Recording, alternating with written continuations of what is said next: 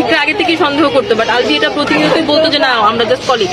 But recently Albi এটা স্বীকার করছে ইকরার কাছে যে আমি তোমার প্রতি আমার ফিলিংস নাই, আমার সাথে তিথির রিলেশন আছে, অ্যান্ড আমি তোমার সাথে আছি শুধুমাত্র রিজিকের জন্য। ওদের বাচ্চার নাম রিজিক, তিথির সাথে। আগের দিন ইকরা ফোন দিয়ে বলতেছে যে আমি ভিডিও কল করছিলাম, রিজিকের শরীরটা খারাপ, রিজিক ওর পাপার সাথে কথা বলতে চায়, ও ফোনটা পিক করতেছে না। তখন হচ্ছে ইকরা অনেক কান্নাকাটি করতেছিল যে ওই মেয়ের সাথে আসছে, আমি জানি ও কোন রুমে আছে, ডিলাক্স রুম সবই। ওই দিন আবার ওই মেয়ের বার্থডে ছিল, ওই মেয়ের বার্থডে সেলিব্রেট করার জন্য আলবিওকে নেপালে নিয়ে গেছে। এন্ড ইকরা এগুলো সব জানে।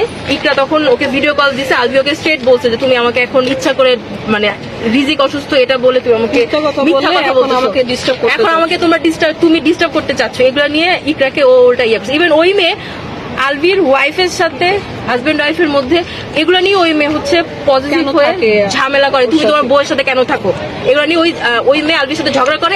আলবি আবার ওইটার স্ক্রিনশটও আছে, ইকরার ফোনে সবকিছু স্ক্রিনশট আছে। ও আমাদেরকে গ্রুপে অনেক সময় স্ক্রিনশট পাঠিয়েছে, দেখ ওরা এই করতেছে সবকিছু, কিছু এভরিথিং।